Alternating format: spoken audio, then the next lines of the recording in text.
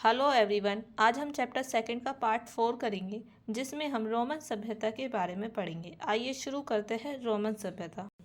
ऐसा माना जाता है कि 1000 ईस्वी पूर्व में रोम एक छोटा सा गांव था।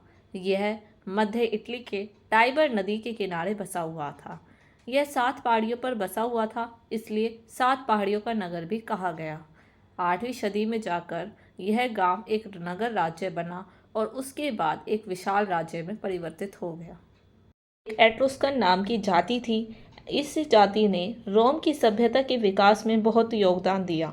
ऐसा माना जाता है कि इटली वासियों ने वर्णमाला, युद्ध, कला, अस्त्र शस्त्र चलाना आदि इसी जाति से सीखा। ऐसा भी माना जाता है कि 500 ईस्वी पूर्व में रोम के लेटिन आर्यों ने इस जाति को हराकर यहाँ अपना अधिकार कर लिया और रोमुलस रोम का प्रथम सम्राट बना। अब आइए इसके राजनीतिक इतिहास की बात करें तो इसका राजनीतिक इतिहास 4 भागों में बटा हुआ था। राजतंत्र काल, गणतंत्र काल, सैनिक अधिनायकों का काल और साम्राज्यवादी काल।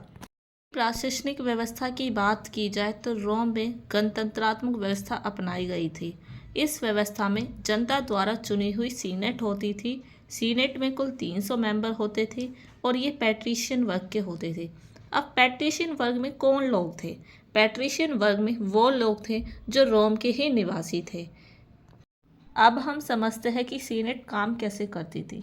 तो सीनेट जो होती थी वो 2 न्यायाधीश नियुक्त करती थी।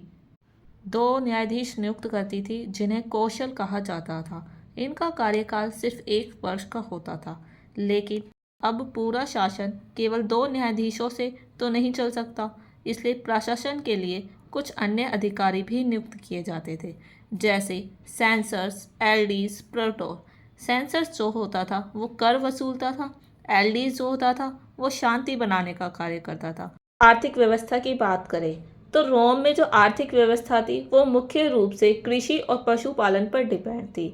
यहाँ की जो मुख्य फसलें होती थी वो गेहूँ, जौ, बाजरा आदि होती थी। ऐसा माना जाता था कि यहाँ उद्योग धंधे अधिक विकसित नहीं थे, लेकिन फिर भी ये लोग कुछ काम करते थे, जैसे बर्तन बनाना, सोना चांदी के आभूषण बनाना आदि। ये लोग व्यापार भी करते थे। ये लोग भारत से मलमल, अफ्रीका से धातु, चीन से रेशम, यूनान से लोहे आदि का व्यापार भी करते थे। सामाजिक व सांस्कृतिक व्यवस्था की बात की जाए तो यहाँ संयुक्त परिवार होते थे।